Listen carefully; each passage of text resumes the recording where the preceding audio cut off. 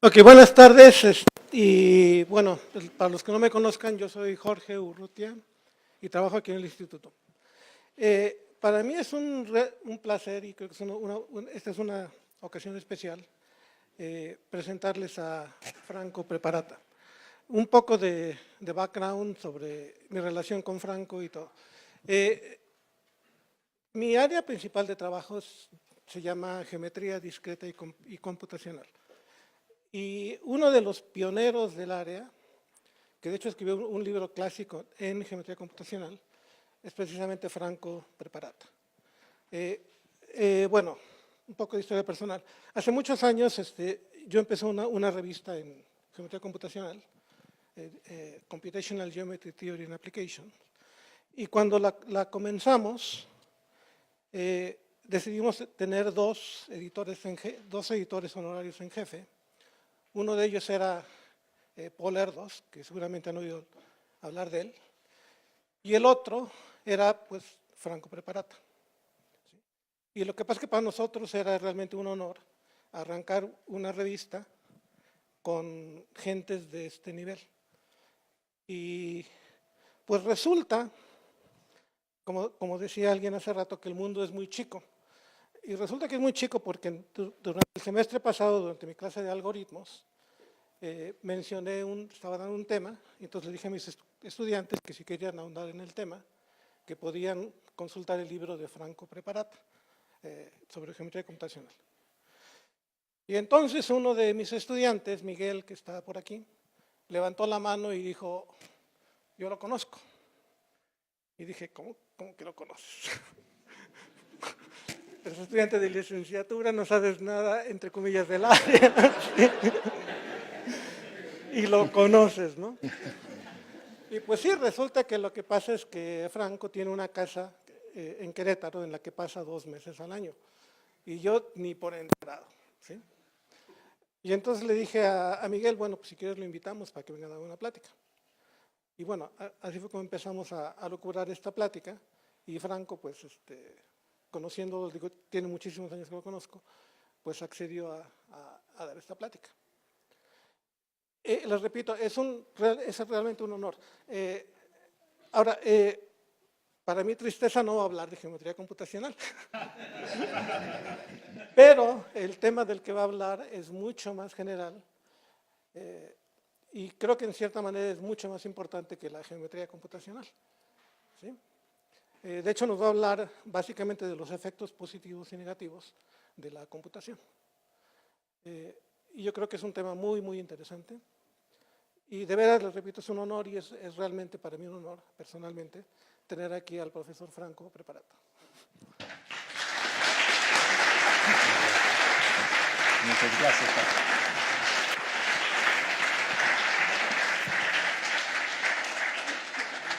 No, tengo el micrófono aquí, gracias.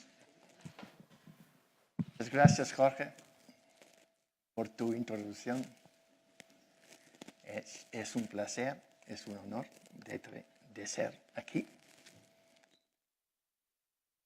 Es un honor, es un placer porque hay un detalle muy conmovedor para mí.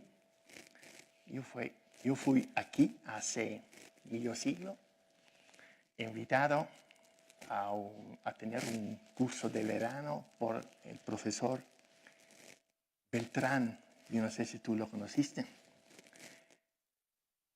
Y estoy aquí, un medio siglo después, a dar esta conferencia, un evento al empiezo de mi actividad profesional, un otro evento al final de esta. Como tengo miedo de no poderme expresar correctamente en castellano, pido su permiso de continuar en el idioma inglés, si me permite. The first thing that I will discuss then is what is the meaning of this Informatica Bifrons? Bifrons, well, it's related to the name of a god in the Roman Olympus called Janus. And Janus was as important at that time as maybe Jupiter, and had no correspondence in the Greek Olympus. This Janus had the feature of having two foreheads, two faces, one in the front and one in the back. And the one in the front was looking at the future, the one in the back was looking at the past. There was no ethical, no moral connection about the two faces. They were just referring to time. Well, in this talk, I would take the stimulus of the two faces to highlight that computer science or whatever information technology has become today has really two faces. And I would have here then a contraposition between the two, and that will relate to the yin and yang motif of Oriental philosophy. One is benign and the other is malign. Okay, let's start with having some background on why we get to this point. What is this? I mean, it's very clear that information technology, especially in the past 20 years, has produced an incredible societal change. Incredible. Most of you do not have the time to compare it with what it was before.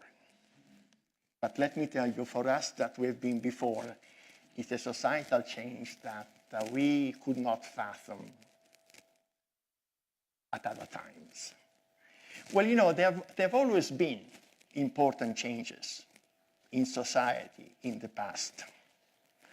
The automobiles came about a century ago, airplanes a century ago too. And, but you know, automobiles for many years, I mean, people could not afford them, so they were just a kind of curiosity roaming the streets. Airplanes, it took maybe half a century for becoming an acceptable means of transportation, and it took another half century to become a usual means of transportation. Nothing of this kind has happened for information technology. Information technology has hit society in 20 years in a way that we could not foresee 30 years ago. Well, you know, then it's good to look at this discipline from its beginning.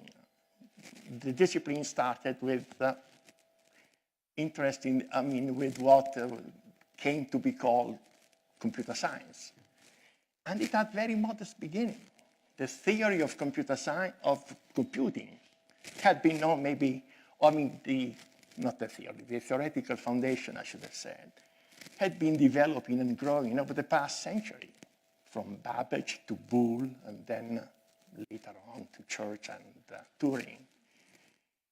But there was no way of implementing those views because mechanics was not suited for realizing computation in the way that it was being conceived. It was good for calculations, but not for computations in the ways of a stored program computing. The change came maybe in the 30s or the 40s, through the advent of electronics as a substitute for mechanical devices. And then electronics, basically using what was the device of that time, was the vacuum tube, then enabled the production of the first electronic computers towards the end of World War II. The Thermionic Tube, the tube, was an incredibly clumsy object. It was like a light bulb with 3 or 4 electrodes inside that had to be soldered. It was therefore very energy intensive. It was heating a lot. It was using large voltages, maybe 300-400 volts. It was very unreliable because all of those mechanical collections were very prone to fail. But on the other hand, people were able at that time to put together the first electronic computers, a store program computer, maybe the same concept of computers that became popular in the following decades. But they were so bulky and so and so energy consuming and so unreliable that there were even very responsible people at that time that used to say, well, maybe the world may need 10, 20 computers, and that's about it. Now, just look at all the electronic, at all the iPhones that you have. They are much more powerful things today. So at that time, though, the interest in computation was so strong that, that there was a vibrant, small but vibrant research community that was interested in this field. It didn't have a name. When I was going to school, there was no such thing as computer science. There were electrical engineering and mathematics.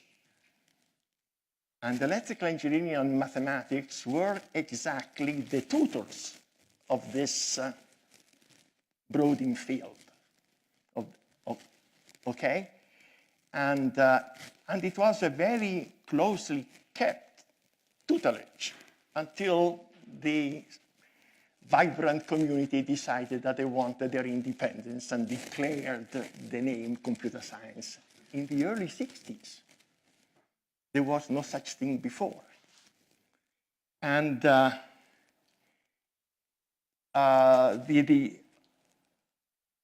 it was still a very expensive thing, and it kept being expensive for many years. And at the same time, though, there was another fundamental development that was taking place, and that was the incredible development of communication technology. Communication technology became a kind of sister to be recognized later of the developing computer science field. One key event of the 50s was the invention of the transistor. The transistor was functionally the same element as a vacuum tube, but it was enormously more reliable, much smaller, less energy consuming, and it had the unique feature that it was obtained by selectively doping different areas of the same material. So it didn't have any soldering or anything of this kind to be done. So it was much more reliable. And that changed completely the outlook of the field.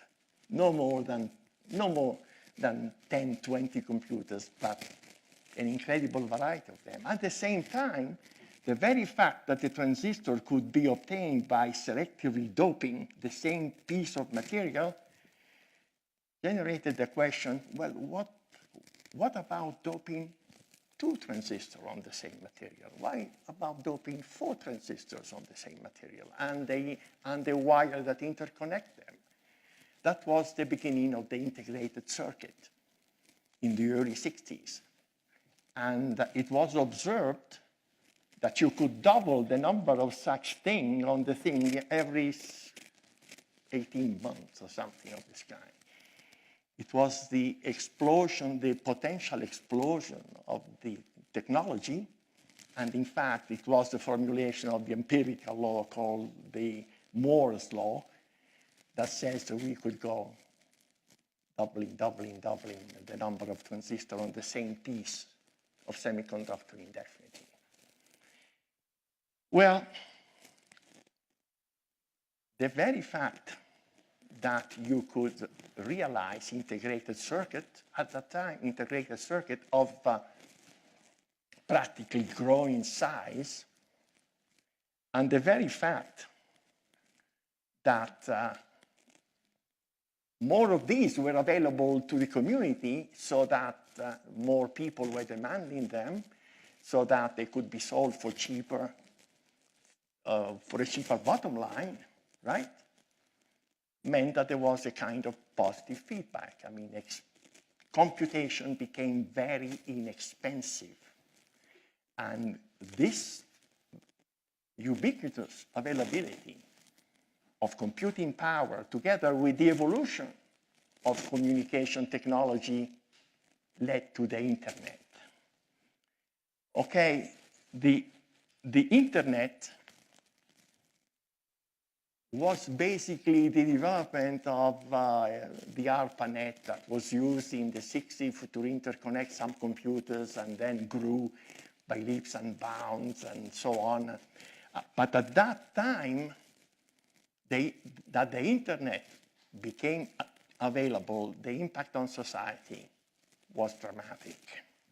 Well, people say, well, listen, there have been changes in the past of technology. The biggest one maybe was the one from the agricultural economy to the industrial economy.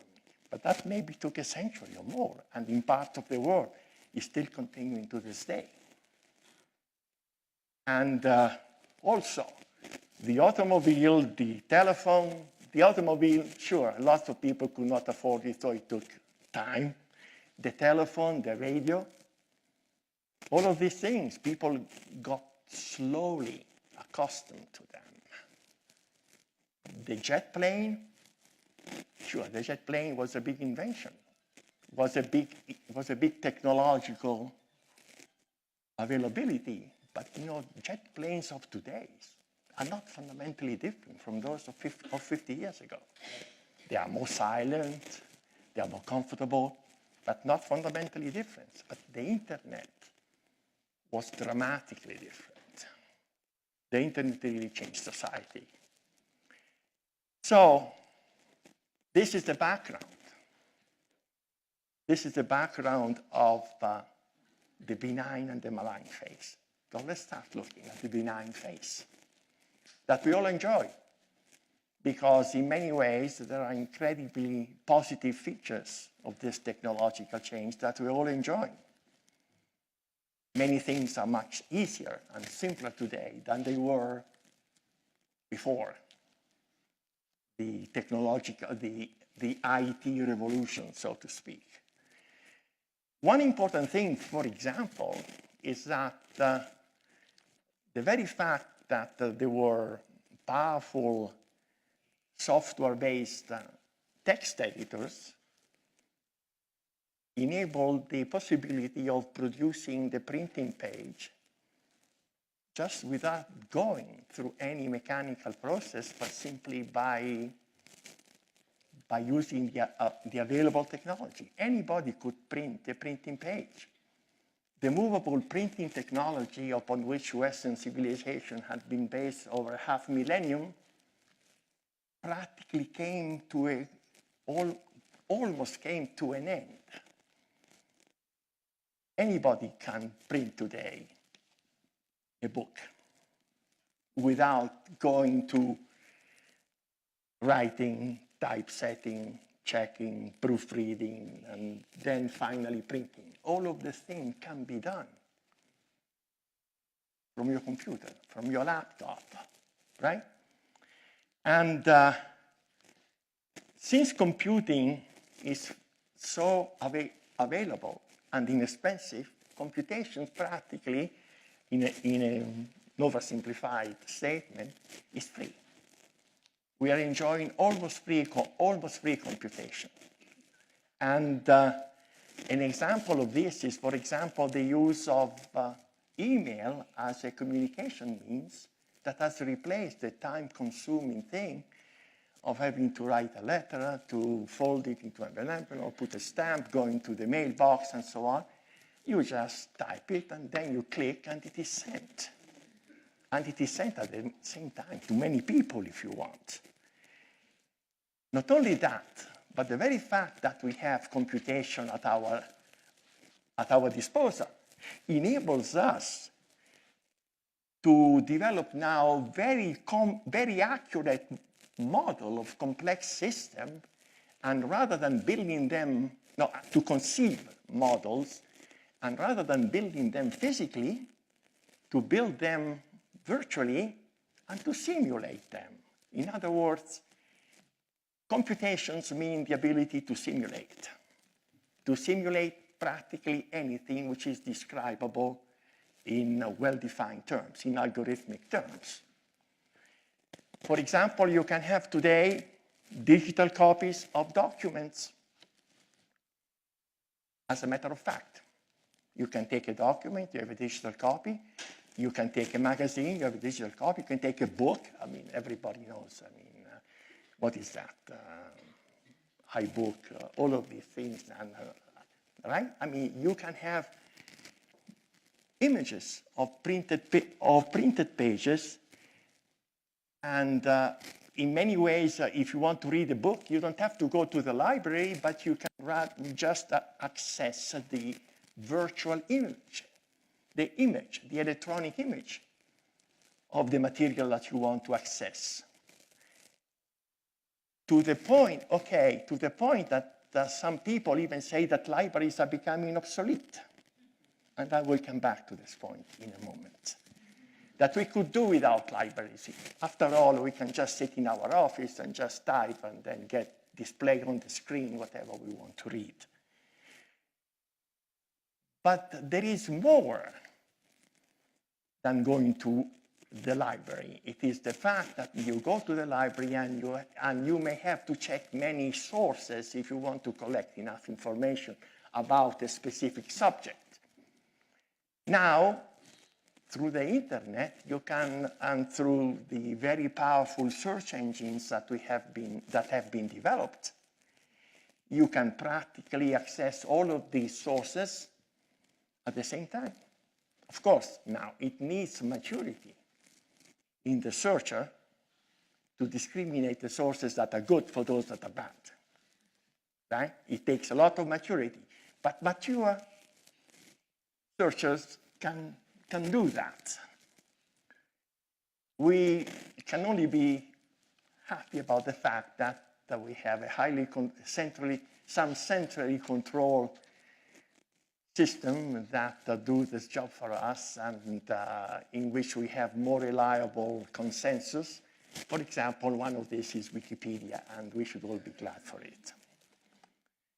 Now, as I said earlier, email is the development of the early ARPANET, and it is on much wider extent today than it was half a century ago. And it is essentially free. We all enjoy email, and we are not aware that we are paying something for it. We may, but never mind. Suppose that it is free. The unique features of the email is that the email is immediate. It gets immediately there, and it leaves a record of whatever you want to send, even better than, for example, the telephone could do, because the telephone did not leave in the past records, and the email leaves the record to be used later. But now, the internet, we must realize, is the backbone of an incredible number of commercial transactions that we all enjoy and that are basically determining today's lifestyle. The use of credit card, for example, is universal today, and you can use the internet to make telephone reservation of a room in Bangkok if you want and have an answer immediately. You can reserve airplane tickets through the internet and have them delivered to you without leaving your desk. So we're all enjoying these that only 30 years ago were rather cumbersome things to do. You have to go to special places and wait maybe a day or two to know the answer. So things like photography, for example, just to quote something that we have some advantageous and substitute for it. 15 years ago, photography was still based on a kind of impressionable emulsion on celluloid. And before you had a picture, you had to take them to a developing place and have them printed. Today, you can take a picture with your iPhone and print it in seconds. In seconds. So it's very clear that we are enjoying advantage of the IT revolution of today. we are enjoying incredible advantages. And in many ways, then, a digital image, in photography, digital images have replaced completely traditional photography. I don't think that very few people today do photography the way that was based on a celluloid substrate as before. Well, interpersonal communication is simplified, as I said, to the point that we can have video correspondence with someone that looks like being on the other side of the desk through Skype or FaceTime. Something that was totally not conceivable 20 years ago. And we can only ascribe it as one of the good features of the And the very fact that the internet enables us to reach instantly a large number of destinations. It enables us to do remote access or remote transmission to even undisclosed audiences is what has motivated some people to conceive the idea that we could give lectures in one place and have them distributed, for example, in Bangladesh or something of this kind. It's what is called online learning, and it's another of the great things that are being portrayed as the good products of the information technology revolution. Another aspect of the good thing that we are enjoying is traffic management. We all know of the global positioning system of GPS that enables us to reach a destination without even knowing where we are going. They will tell us, turn right, turn left, and this thing, and we do it, right? And the same technology is being used to avoid congestion. You know, there are some areas of congestion, and the infrastructure enables you to know that you have to turn some way so that you avoid the congested areas. And the very fact that we can simulate then almost anything through available, inexpensive computing power means that we can have virtual reality, that we can build models and operate these models as if they were the real thing, and that could be very good for designers or scientists to simulate things that would be extremely cumbersome to build the physical equivalent of. Simulation, then, is also the basic of that activity called automation. Automation is based basically on robotics. And robotics is a very legitimate research area, which is the computer simulation of activities normally exerted by human beings. And it's a very legitimate research area. As a research area, it cannot be touched. Automation, on the other hand, is the societal use of it, and I will talk more about it in a moment. At the same, automation, for example, is adopted in the simulation, in the control of traffic. For example, we all know of sky trains in airport that will take us from one terminal to another terminal, where the actions are very simple: get in, get off, hold to a rail, and that's it.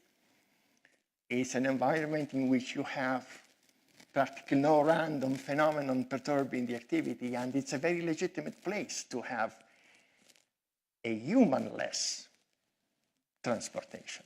There is no human on sky trains. The same thing could be said to a certain extent for the automatic pilot of airplanes. The randomness of air flight is limited, so we know also that the pilot is always there in case. But there are people now talking about automation of cars, and which is perhaps the most random environment that you can think of today. And it's not, and you know, no matter how clever the algorithms are, there is the possibility of incredible accidents, and it's not clear where the liabilities are to pay for that. Okay? So automations, on the other hand, enables us, has some good aspect. It's the manufacturing of high-quality products, because they're not subject to the randomness of the human intervention of having a little error here and there. Error there is practically reduced to nil. Another thing, another interesting phenomenon connected to the internet is the emergence of, is the fact that you can communicate free with practically anybody you want. And then you can form a collection of people with which you can exchange community, exchange information, or exchange data. These are the so-called social networks.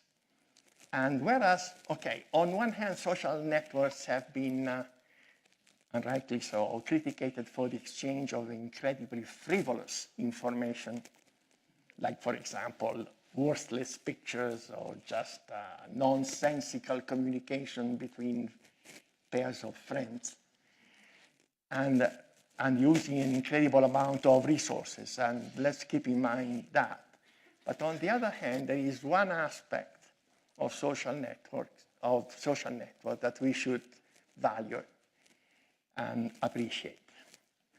It is the fact that social networks are not subject to any, so far at least, to any authority. Social networks can exchange information of any kind, and they have the advantage over the press, that the press can be subject to very strong political conditioning. Social networks, at least in principle, are not subjected to this threat. So social networks, at least a small fraction of it, could be used as a kind of fifth estate beyond the fourth estate, which has been the traditional press. And the social network could be truly a form of information that cannot be conditioned by the prevailing political power.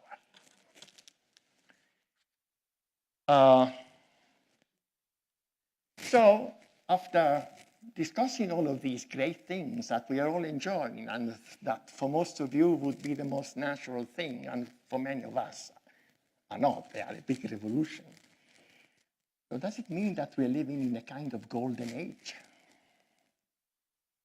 That we really have achieved a kind of freedom from all the nuisances that we had in the past, that we can communicate, that we can do all of these beautiful things that were inconceivable before? Well, it's not all glitter, it's not all gold. There are some very dark faces, and here I will start discussing the malign face of information technology. There are shadows. Some of them are emotional, and some of them are slightly rational. The emotional thing concerns the more aged people among us. There are not very many here, but okay. They are the fact that we used to call someplace and we had a human being answering, and that doesn't happen anymore. There is the fact that the personal correspondence was a much more accurate process before writing a letter. You really thought about what you were going to write. You were using good grammar, normally, especially orthography and syntax. Okay, I'm not speaking of literary value. I'm just speaking of syntax and orthography, right? I'm speaking of that. And well, you know, And then when you write an email message, you don't care about this thing. No, that's the receiver care about those things. You see? And there is the very fact that one of the negative aspects of the email is that as soon as you receive a message, you think that the sender expects you to answer immediately.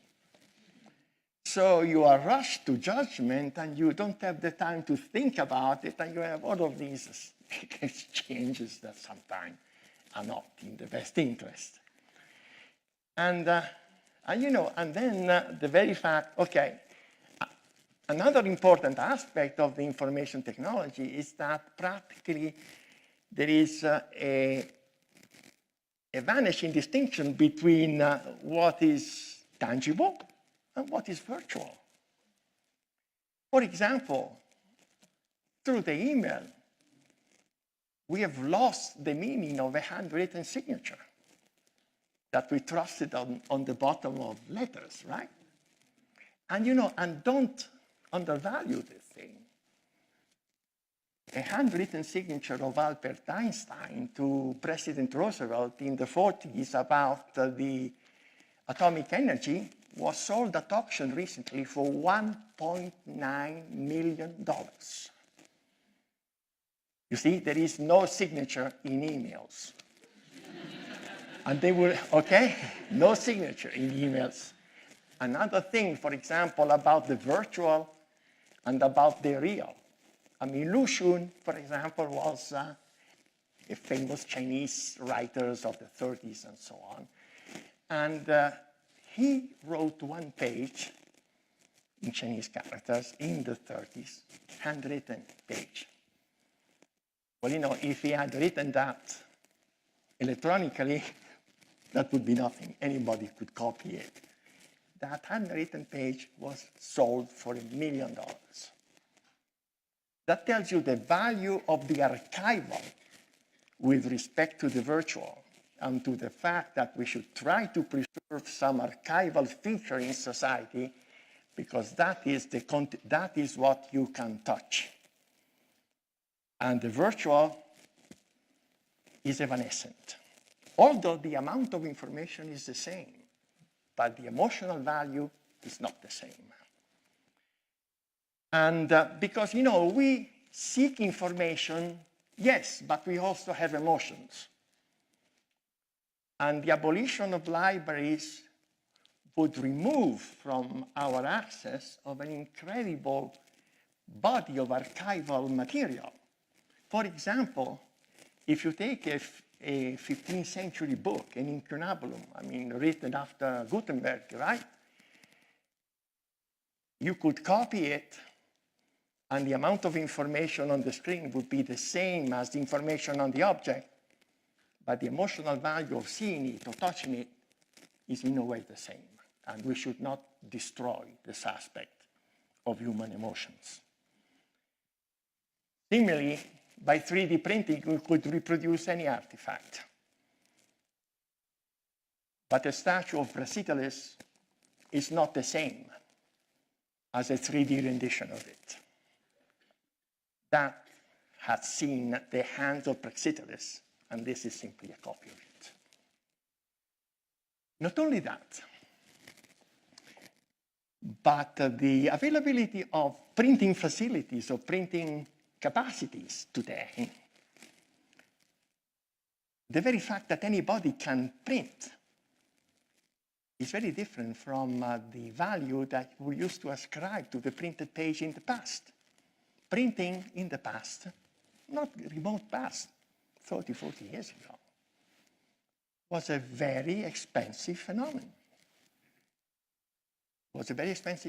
So before you print something, it had to go through a careful evaluation that would reject the most obvious unprintable stuff, although some unprintable stuff got printed anyway, right?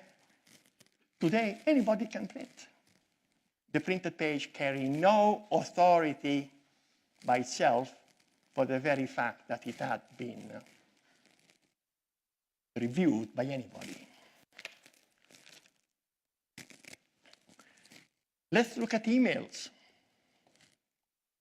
The emails weakens personal privacy in a very fundamental way. Traditional intrusion into correspondence was possible. There were very malicious, repressive government that used to open letters and then to read them and to receive letters, but it was so laborious that it was limited to a very small number of cases. Well, now, your email is in the public. Once you click the button, it is there for anybody to observe it. Not only that, but it is there for anybody to use it later. And for malicious government to use it to any purpose that they may see fit. So the physical intrusion is huge already in the mail. But it is also another physical intrusion into the use of cell phones and GPS. Everybody knows where you are at any time. And you may not want, and you may not like it. Not because you want to cover something, but because you are jealous of your private being. Right? Email is in many ways a surrogate of George Orwell's telescreen, the terrible thing in 1984 where people were being observed in every single movement they made. It's even more pernicious because the email leaves a trace and the telescreen did not. Okay, so the basic thing, the basic difficulty is that the internet is porous. It's not very well protected. Anybody can enter anywhere.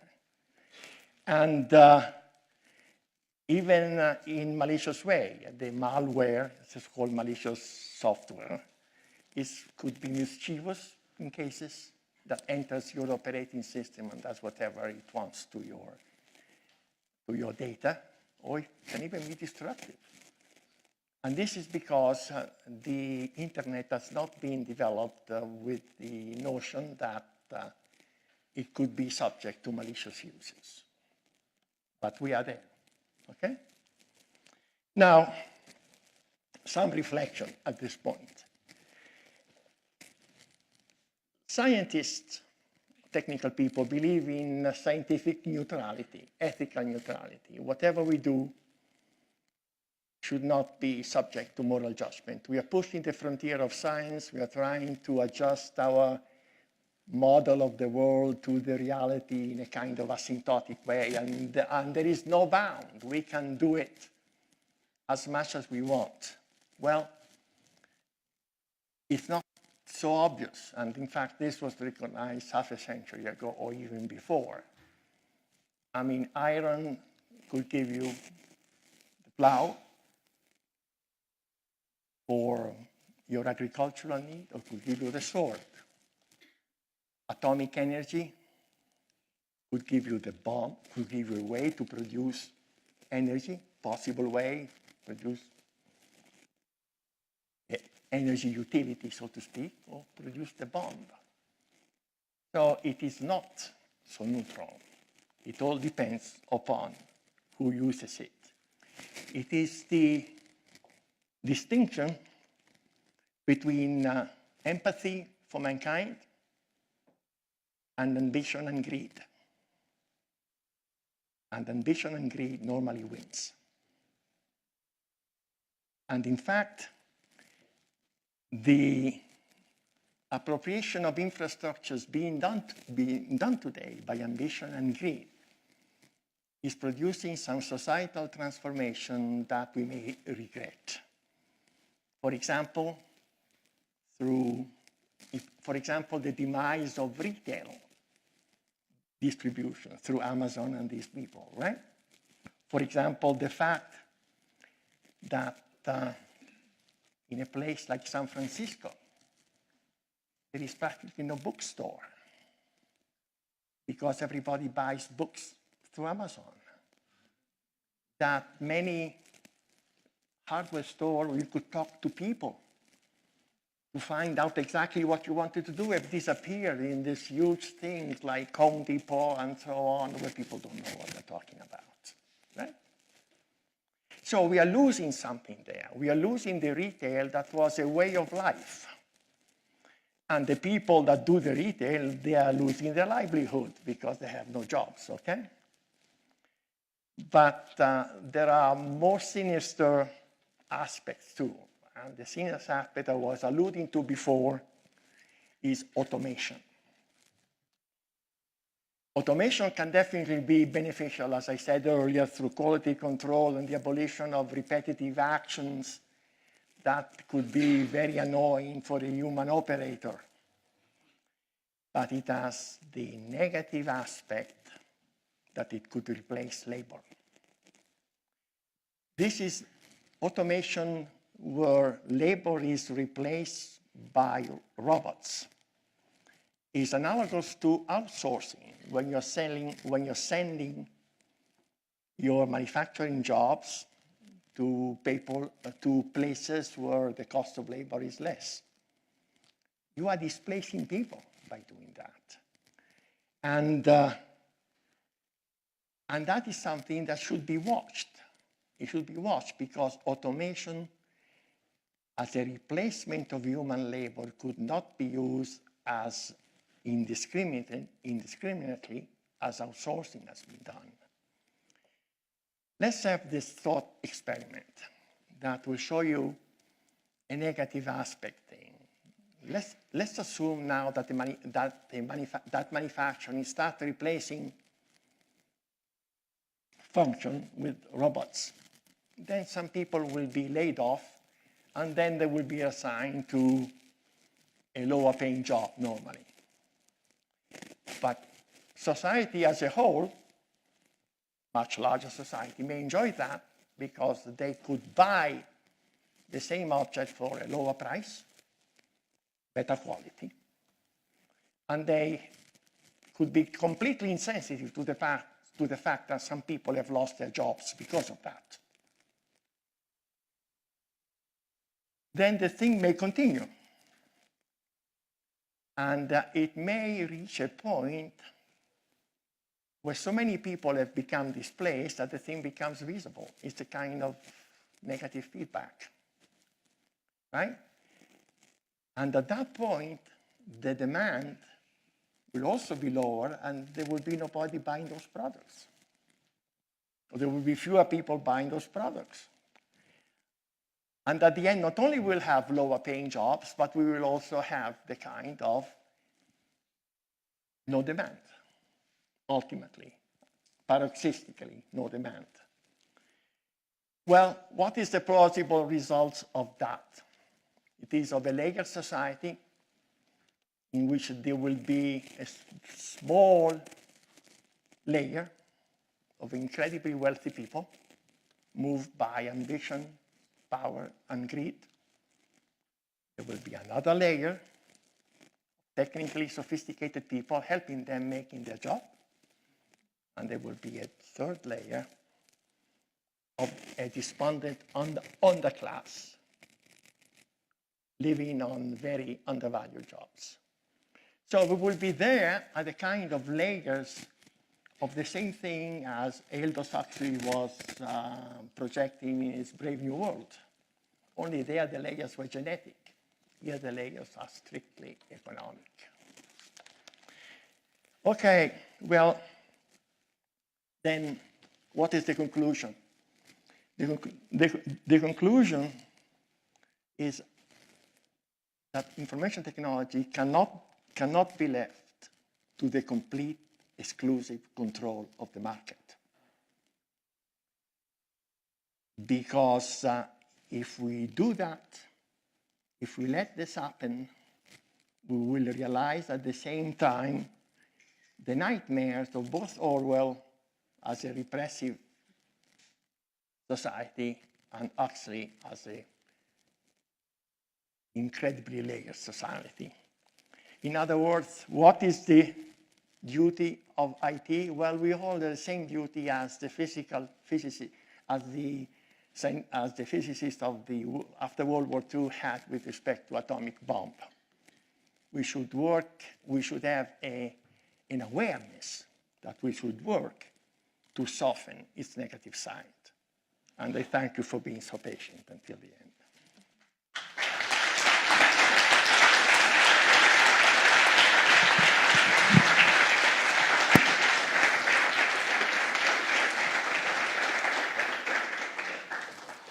¿Alguna pregunta?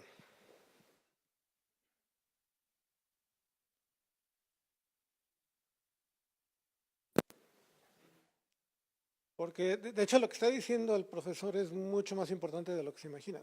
Como dije hace rato, que mucho más importante ciertamente que la geometría computacional.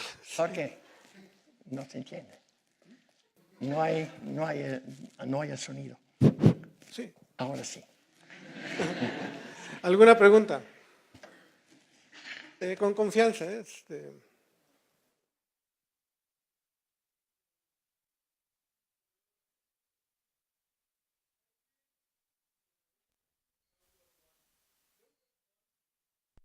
Automation will have to take place in a more intense proportion, but as you say, there will be a deadlock in the economic system. Is there any way to... Well, the way is, at least in my view, that automation should be used, but to the benefit of everybody. For example, we could go from the 40 hours week to the 28 hours week. We could, by paying full salary. So the robots will not working for the capital at the top, will also work for the workers at the bottom. But we should pursue automation, but we should regulate it. We should not let it uncontrolled just to satisfy the greed of the elite. Yeah. Thank you. Let me just add something. When I was a student in Canada, there was a program called Leisure Studies, Estudios de Leisure. And basically what people were predicting then was already these things of basically the diminishing value of labor. And leisure studies was basically what are we going to do with our free time. But it changed. And if you remember, what will, in your opinion, be the difference of automation right now compared to the Industrial Revolution that also displaced many jobs? And my other question is, what do you think of the idea of trying to offset automation via the idea of universal income? Well, that's another. Those are really two questions. The first question is that Industrial Revolution took a century to take place. This takes 15 years. And the impact of that is something that we cannot fathom, okay? And we think that it is something like an avalanche that we're not able to stop, right? Right? Your second question was? Is the idea of universal income. Oh, well, sure. That is the same thing. That is put the robots to work for everybody and not just for the elite. Yeah, and that's exactly what regulation means, and that's exactly what's being resisted. Regulation, especially in the North, is anathema. You don't talk about it. Yes, all right? But regulation is key to take advantage of this technology. Sure, universal income is the same thing. It is the same thing. It's just one way of using this incredible capacity that we have for the universal benefit. Okay?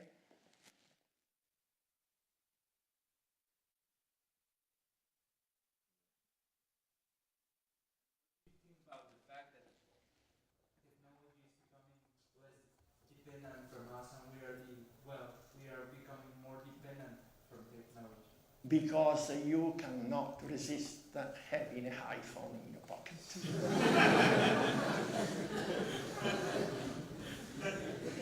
The moment that you reject that, and people 20 years ago could live very well without an iPhone in their pockets. If you reject that, that will put Apple out of business. Right? It may not be very good, but it is not as disruptive as the revolution, as the impact that technology has today on society.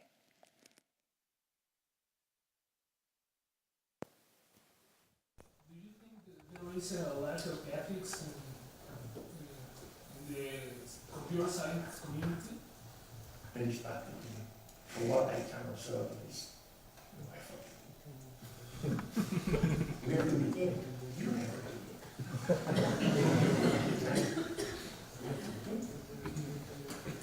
like, for example, a universal income would be one such thing. Right? But universal income will mean also taxes. And people hate that.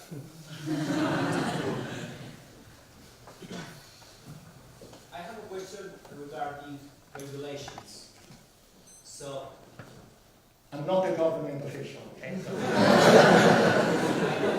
you're smart people, you nice. But the thing is, regulations have to be done by the governments. And the thing is that as we keep having, and it will be like that, different countries, regulations will be local to these countries. Yeah. So, how can we deal for the need to global regulations to be compatible to... Yeah, well, easy. Have you read this book by Piketty called The Capital in the 21st Century? Well, that says that many of these things, like the taxation system should not be different in different countries, but they should be worked out by an organism so that there will be no reason to move money from one country to another country just because of the tax advantages. That's exactly the point. Which means at that point, there should be, we are getting to the point, we are so interconnected on the other hand that we can do it. And we are getting to the point where these regulations can be more or less uniform across the country and not used as commercial weapons. No, but your point is really valid. But they must be done by government. And another aspect is that, if I may say so, we should elect good people to government in the first place. What do you think about automation and arts? Because right now I believe that society is going to a point, like in education, we're losing the writing and the arts speech children, and while they're making a lot of programs in computer science because they want children to get to that focus, that working focus, instead of going to what 20 years or 30 years ago was in our psychology and the artistic mind. Are we making a society less human by that? How do we control that? Yeah, we are. You're losing the very fact that handwriting is practically disappearing. And handwriting is in many ways connecting to drawings and to a lot of artistic expression of people. Means that we are now being subject to a civilization of machines that may not be the most, but it's up to you to resist that. You should not take that as a kind of inevitable avalanche that you cannot hold. For example, you are raising a very good point. People are beginning to ignore cursive writing. People are only using block capitals when they are needed. Normally, they use their hands on the keyboard, right? And that is, from a societal viewpoint, not good. Because we are losing a practice that has been with us for centuries and that we, in many ways, continue to enjoy today. Right?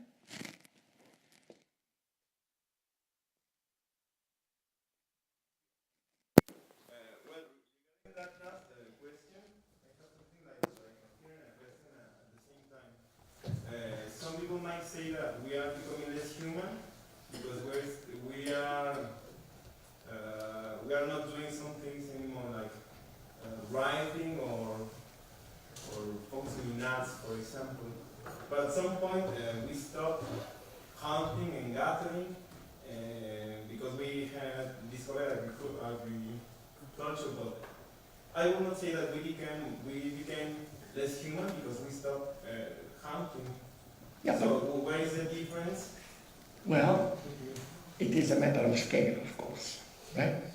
I mean, through agriculture, you can feed your family better than by hunting and gathering, right? So, it's not clear that this will happen to society by using indiscriminately this technology. Because there will be some people that will enjoy it and other people that will suffer. People that don't have the skills and they can only take low-paying jobs and living from month to month. That is not the society that we want your children to have, my children. Right? Have you had times when you have said like, stop, we are moving too fast, or this technology is a mistake? No. You'll go back? Well, this technology cannot be stopped. Let's be very clear, cannot be stopped. Because there will be, at least in my viewpoint, there will be enough forces, but there should be the willingness to kind of coach it in some way to stop in the right direction. Automation is not bad if it's for everybody's good. It's very bad if it's for the good, so the very few are the top. Actually, I'll add a small point there. It should not be stopped. Because if you think about the logistics of feeding... No. It should not be stopped, and it cannot be stopped. It should not be stopped. We should not go backwards, right? But we should use it to our best, not to our worst. For example, if you think about the logistics of feeding the people in Mexico City, without technology, it cannot be done. You see, on the other hand, for example, if Japan is a country that I really like a lot. And one of the reasons why I like it is because somehow they have been able to marriage technology with a certain culture which is not... Every culture, everybody is for everybody else. Empathy and not greed. In spite of, well, we're a lot of students here, and we are all developers of technology. In spite of this advice of stop buying an iPhone. No, please. No, please. That was... No. That was a humoristic statement. I mean, don't take me literally about that. But it shows that as long as you are subject to the very fact that every 3 months or 4 months you have to change your iPhone because there is the new model, right? Well, you are just helping this separation between different layers of society. Developers, what would be the advice for because I've seen some, this is very sad, but I've seen my friends getting good jobs, well paid, and they are developing this technology to do this automation, and it is this thing that we are only getting a benefit for the people at the top of They are, the people that you are referring to, they are not exactly the one that I was addressing my considerations to. They have to do that because they have to bring a paycheck home at the end of the month, right? So they cannot really tell their boss, I don't want to do that because it's unethical. Things should be done much higher than that. Well, it's not so much the technology developers, are the people that are not under the kind of economic threat. People, for example, in the university, people in the learner societies and so on should be the ones that really raise their voice, that also contribute to the selection of political representatives that are sensible to this thing. Once people used to work 60 hours a week or more, right? Children used to work age 12. Now they don't. They work 40 hours. So you see, progress in this direction is possible, but it is political progress. It's not the fact that the technologies protest what they're doing. The technologies, unfortunately, cannot do very much. And I'm not, listen, I'm not a Luddite that says we should stop technology in any way. I'm just saying technology is great, but we should use it to the benefit of everybody. Okay, dos preguntas más. How do you think that the world will look like in 20 years in the future? What? And don't say it again. The world. How will it look like in 20 years in the future if we keep moving on the same Well, path that we have without regulation on the IT? Well, without regulation, I don't think that you will achieve anything. But I think 20 years is, in my opinion, a reasonable goal. 20 years, but we should start now.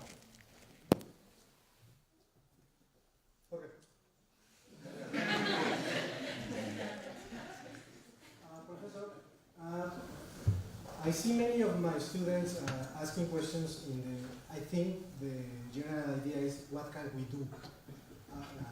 Us as we teach programmers, basically. Us as programmers, what can we do? Would you agree that perhaps your words are in the sense that they should be involved, not only programmed to work in technology, they should get involved in society and in politics Right, yes. to Yes. push for the Yes. correct change? Yes, because we are not monochromatic people. We have this, and we have that, and we have that. Technology, we have this, and then we have art, we have literature, we have all of these things. We should put them all together. Una pregunta más. I want to know what is exactly the solution you propose? No, I'm not proposing any solution. I'm just saying where we are is no good.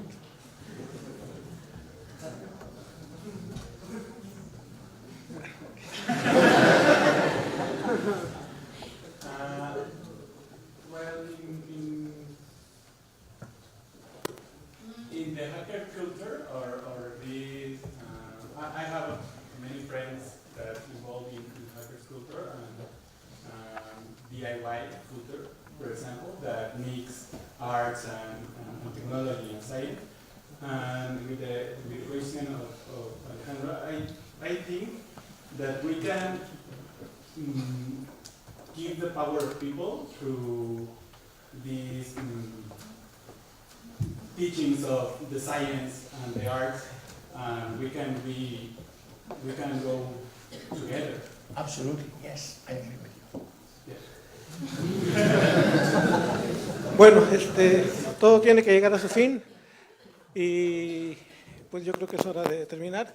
Lo que sí les digo es que ustedes cuentan con medios de información también muy buenos y, por ejemplo, ahorita se me viene a la mente un podcast de la CBC de Canadá que se llama, por ejemplo, The Future of Work, el futuro del trabajo.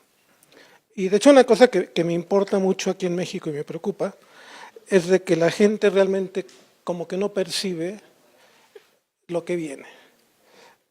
Y en cierta manera lo que pasa es que aquí en México estamos menos desarrollados que, por ejemplo, otros países, donde está pegando esto mucho más fuerte de lo que está pegando en México. Y eso les va a tocar a ustedes, desgraciadamente. Entonces, de veras los invito a que empiecen a investigar más qué es lo que viene, cuál es el futuro de la ciencia, la tecnología, y prepárense porque viene, ¿sí? Pero les digo, tienen la ventaja de que tienen mucha información. Es uno de los aspectos buenos de Internet, que tienen toda la información enfrente de ustedes. Entonces, no se limiten nada más a la prensa nacional, bajo ninguna circunstancia. ¿Sí? Y aprovechen el lado bueno de la tecnología. Bueno, muchas gracias.